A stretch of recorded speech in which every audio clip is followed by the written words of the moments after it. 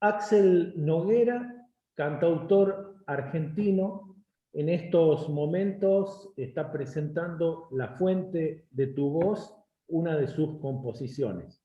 Un gusto, Axel, poder acceder a vos para hablar acerca de este momento artístico que estás viviendo. Sí.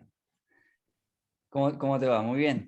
Bien. Axel, te quería preguntar si La Fuente de tu Voz es una invitación a entender la naturaleza humana y a liberar sin redes las emociones. Siempre, siempre. Yo creo que tanto La Fuente de tu Voz como toda la música que trato de poner en palabras y en música en sí misma, ¿no? Trata como de invitar un poco a eso, un poco a pensar también. De hecho, el primer single que fue 7, es separado del disco, Exacto. empezó con esa idea, ¿no? La idea de cómo las relaciones humanas tienen esa complejidad para llevarse a cabo, ¿no? O sea, esa complejidad o esa idea de que cada relación tiene como que siempre se plantean truncas, ¿no? O sea, con tanto alarde y desarrollo tecnológico, me parece que no es algo nuevo, ¿no? Que esto que planteo, eh, esto de que siempre con tanto avance, tanta tecnología, etcétera, cada vez cueste más entablar relaciones de la manera en la que me parece que son necesarias, ¿no? Y sí. No, no, por favor, Y continúa. la fuente de tu voz generalmente, o sea, lo que plantea, que en realidad es como la parte más naive del disco, o sea, como la parte más ingenua en el sentido del planteo como más desde personal, no tan a nivel macro, como quizás se plantea en otras composiciones, es donde uno lo ve reflejado más en la realidad onírica que en la realidad misma, ¿no? Como ese planteamiento de la necesidad de llorar, porque de hecho el estribillo dice eso, de plantear cosas que en la realidad uno las ve reprimidas por la misma realidad misma o por las mismas relaciones que nos reprimen o que nos cuesta llevar a cabo. Entonces el sueño es como ese llamado primigenio que uno tiene que decir, bueno, che, tengo que llorar, o sea, tengo que llamar la atención, o sea, ni siquiera al otro, sino a uno mismo, ¿no? O sea, son mis deseos, son mis propias necesidades que me están llamando la atención, ¿no? Es decir, ¿no?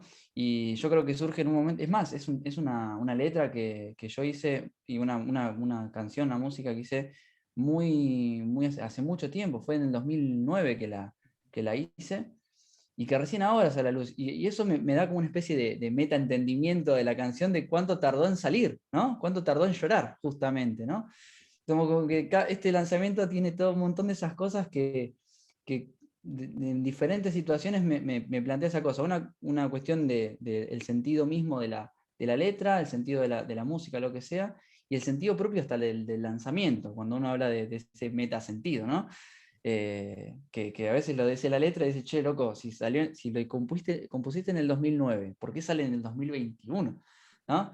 Y o sea, la explicación está en la música en sí misma, ¿no? O sea, y son cosas que voy pensando de a poco, ¿viste? Como a medida que van pasando los días. Y nada, me pone contento, o sea, me da un poco también eso de decir, che, podría haber salido antes, pero después digo, no, tiene sentido que haya salido tanto tiempo después, ¿no? Pero bueno. Bien dicen que los sentimientos no tienen tiempo de caducidad y Exactamente. si nos ponemos a pensar en este 2020 cuando empieza la pandemia, 2021 cuando continúa, creo que ha sido el momento más justo para dejar liberar desde el llanto, la risa, Exacto. la alegría, el dolor que te impone, digamos, un contexto en el que estás viviendo y la fuente de tu voz creo que se expresa como un reflejo de esto, ¿no? Exacto, exacto, exacto. Sí, sí. O sea, es ese llanto contenido que tuvo que salir, ¿no?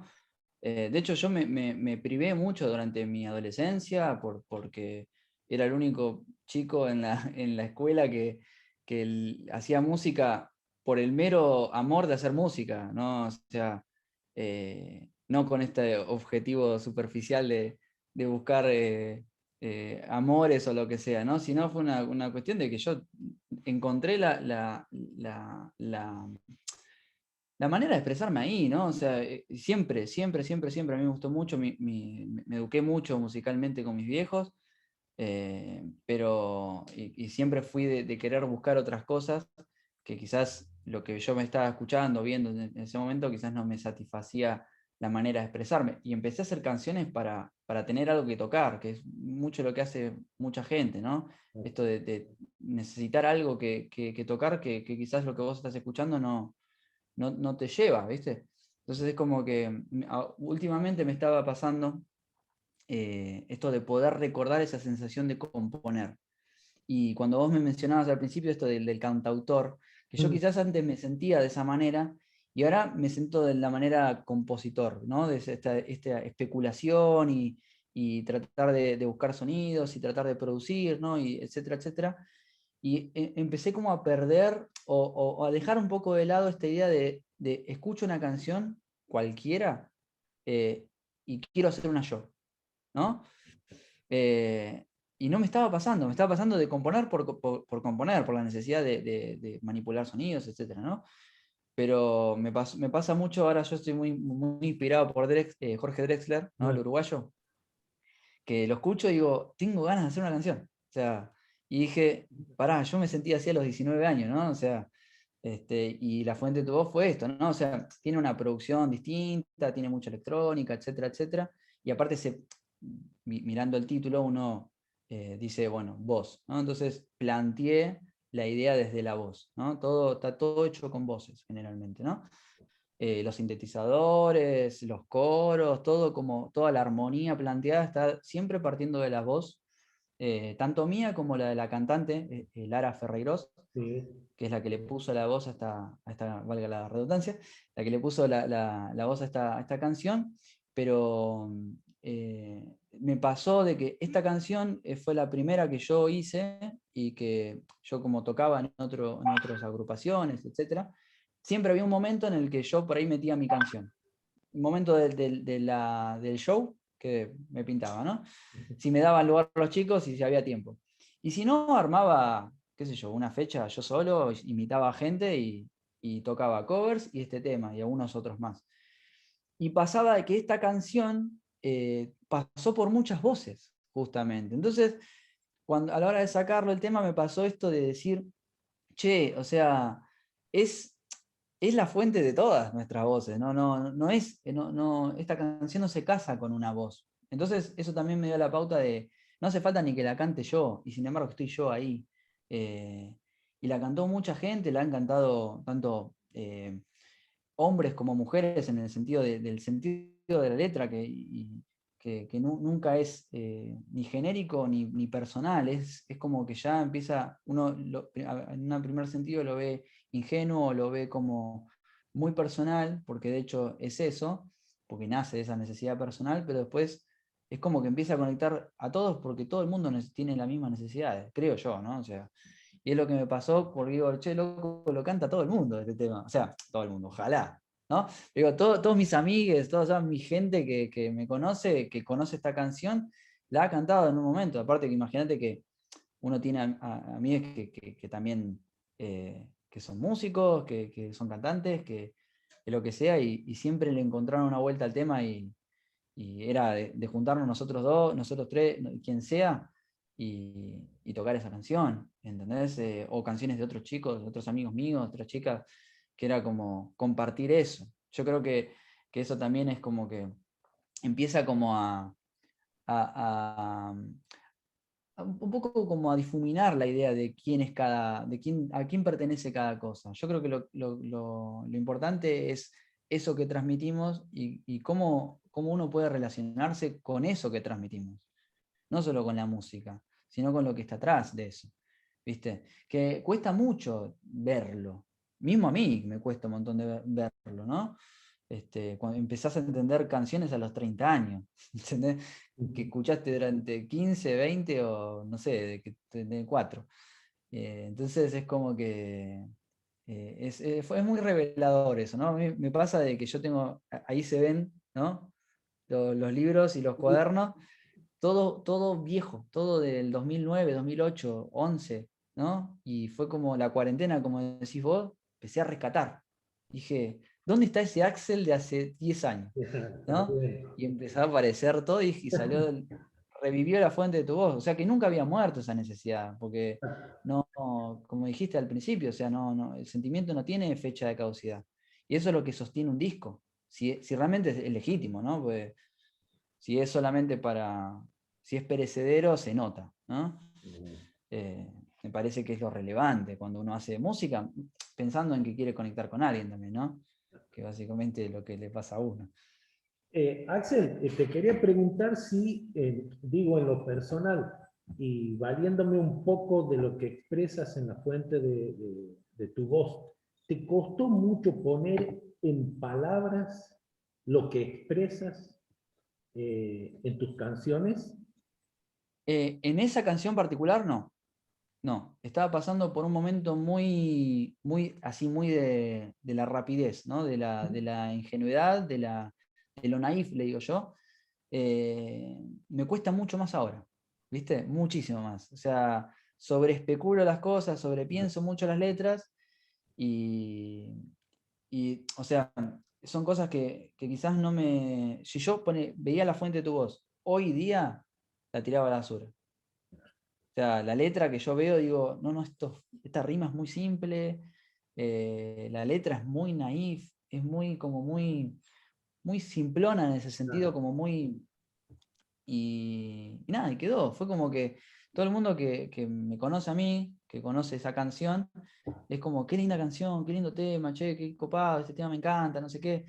Y yo nunca lo miré mal a esa canción, pero si yo lo tenía que hacer ahora, era como que quizás me costaba más.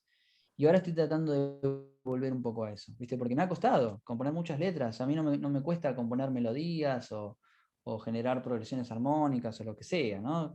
Pero letras es algo que me cuesta, ¿no? O sea, me cuesta. Lo veo como que hay alguien que sé que lo va a hacer mejor que yo, ¿no? Eh, Porque yo no soy un cantante nato. Generalmente los cantantes natos se llevan muy bien con las letras, ¿no? Las letras, Y exacto. depositan mucha energía ahí. Y yo siempre estuve en el momento en el que para mí la letra no era relevante. O sea, era un momento en el que lo que importaba era la melodía que lleva eso. A mí me emocionan melodías, no me emocionan letras, ¿no? Eh, y después empecé a entender que nada, es un poco y un poco, ¿no? Eh, so- Te repito, ahora que estoy fanático, siempre fui, ¿no? Pero de hecho hoy estaba revisando mis discos y encontré un disco de Drexler muy viejo en CD, ¿no? Y que nada, que digo, ¿cómo recupera la rima, cómo recupera la letra este tipo, ¿no? O sea, cómo esa idea de, de militar la letra, ¿no? Que a mí nunca me pasó, jamás me pasó. Porque a mí me das una guitarra y me puedo estar 15 horas sin componerte una letra. Y te hice 4 canciones con la guitarra, ¿no? Más allá de que queden o no, digo, es algo que me es fácil, que me gusta hacerlo y que me motiva. O sea, me gusta mucho la música instrumental, pero cuando descubrís esa idea de la letra y ahora con la fuente de tu voz, fue como, che, lo simple va al hueso. Está buenísimo, ¿no? Está bueno esto. Es el corazón y es lo que sale, lo que salió primero. Uno se tiene que quedar con eso y ver si funciona, ¿no? Eh, que se note que lo que está pasando ahí no va a perecer, ¿no? Es muy difícil, porque uno dice, bueno, ¿realmente qué importa acá, ¿no? O sea, es súper arbitrario también, ¿no? Es una cuestión que no... Ahí el jefe sos vos, ¿entendés? Y a veces es tu otro vos que andás a ver quién maneja ese, ¿no? Pero bueno, qué sé yo. Así que nada. Axel, este jueves se estrena la película Una casa lejos y aquí Sí, En Santiago del Estero lo vamos a ver en el espacio Inca que funciona en el cine Renzi de la banda, sí. que es la segunda ciudad en importancia de Santiago del Estero. Wow, La wow. película, vos hiciste el soundtrack y la Sí, temática, como bien sabes, habla sobre tiene la directora una mirada muy fuerte, muy eh, natural y cruda, si se quiere, sobre la vejez, la soledad y la marginalidad. sí. Mi pregunta es, ¿cómo es el proceso creativo que has desarrollado para darle, digamos, el sentido y fuerza a lo que quería la directora para esta película? Bueno, de hecho, la composición fue compartida. Yo me dediqué a la producción y a la composición, pero más sobre todo a la producción, ¿no? A ver, uno tiene que. Es muy difícil diferenciar esas partes, ¿no? Pero es así, la idea principal, o sea, la idea como raíz, nace de Rocío Botero, que es de hecho la hermana de la directora, que fue la que escribió la letra y la armonía, ¿no? La escribió con ukelele y voz, ¿no? Es un tema hermoso como así también, al hueso, como escribe Rocío. Que de hecho Rocío es una de mis amigas que, que ha tocado la fuente de tu voz, ¿no? O sea, a mí ese tema es como que también me lleva un poco a esa idea del hueso, ¿no? De la letra. Y cuando co-compusimos la canción con ella y con Juan Pablo Sosa, que fue el baterista, de hecho, de esa producción, lo que nosotros nos dijo la directora básicamente era que la letra, o sea, la canción que estaba ahí, o sea, la que había planteado Rocío, estaba muy buena por la letra que decía, o sea, la crudeza quizás de la letra y como esa idea que de hecho empieza, conquistemos una plaza, dice, ¿no? Que a mí, de hecho, ser amigo o sea, haber compartido tanto con Rocío en ese momento, me hizo entender a qué se refería con eso, ¿no? Como que yo ya entendí la letra desde el momento en el que, porque es como una especie de metáfora la idea de plaza, que en realidad es casi tan literal para Rocío como lo es para mí en ese momento, ¿no? Eh, pues, es más, ni sé cuándo compuso esa canción, cuándo compuso esa letra. Pero la directora nos dijo, bueno, esta canción, pero necesito fuerza, ¿no? Y bueno, yo muy atravesado por el rock alternativo y el ruido y la distorsión, eh, planteé esa idea de ese brillo, no electrónico, sino eléctrico, que es como también enchufar y que suene. Que yo cuando vi esta idea de esto a mí me llama mucho esta letra, ¿no? Justo esa frase, ¿no? De conquistemos una plaza, que me hace acordar a mí esto de tocar en la plaza, o sea, de hacer ruido en la plaza, pero porque es mía, ¿se entiende? O sea, ahora es mía, ¿no? Yo tengo mi guitarra acá, tengo mi amplificador enchufado, mi banda que me banca, ahora es mía, ¿no? No importa si alguien la va a reclamar, en este momento es mío, ¿no?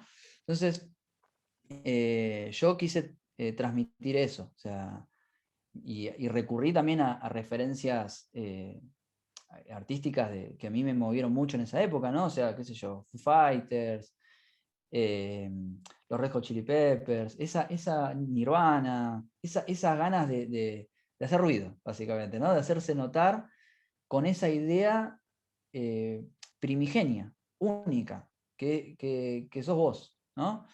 Y entonces yo la encontré mucho en la letra, en ese sentido, y que también es eso, ¿viste? ¿Qué sé yo? A mí, obviamente, no. Uno cuando le pega un poco los 30 en ese se pone a pensar, ¿no? Cuando tenía 20 y tocaba, ¿no?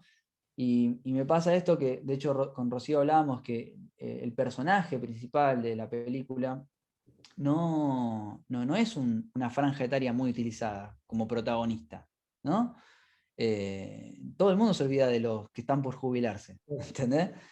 Y la personaje era, por ejemplo, mi vieja.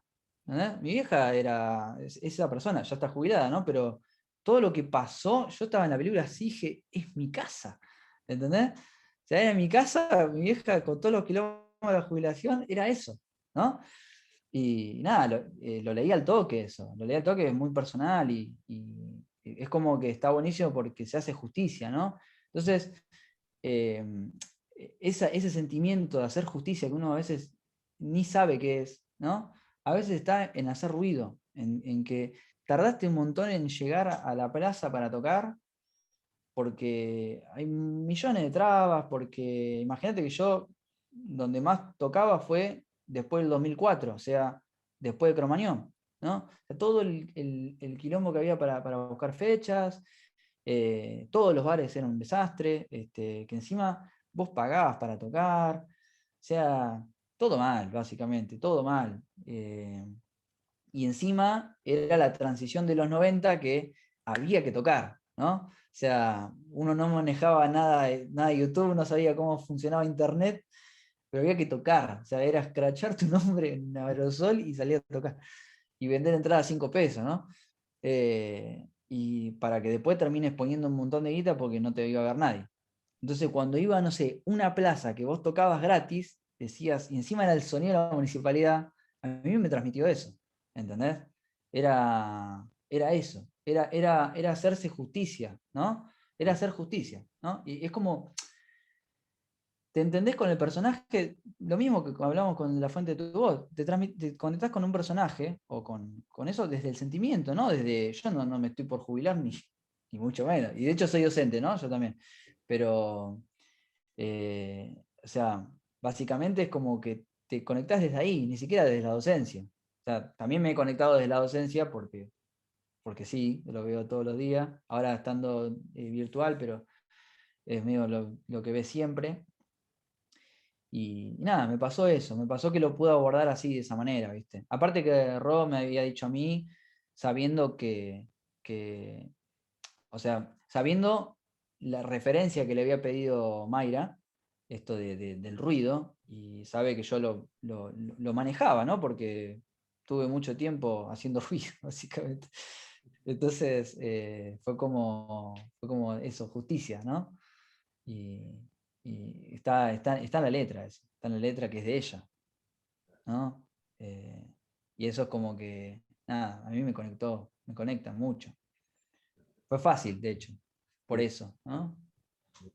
Bueno, Axel, te agradezco mucho tu tiempo y como siempre digo, el permitirnos ingresar a la intimidad de tu casa a través del Zoom y Sí, hablar de temas que son tan reales y muchas veces tan duros como la existencia misma y bueno, y en el caso exacto. de la película, la crudeza de un estadio por el cual el ser humano atraviesa y muchas veces es olvidado, es Sí, sí, sí.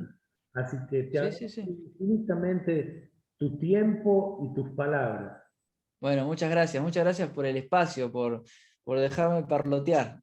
Muchas gracias. Un gran abrazo, Axel, muy amable. Igualmente, Gracias. igualmente.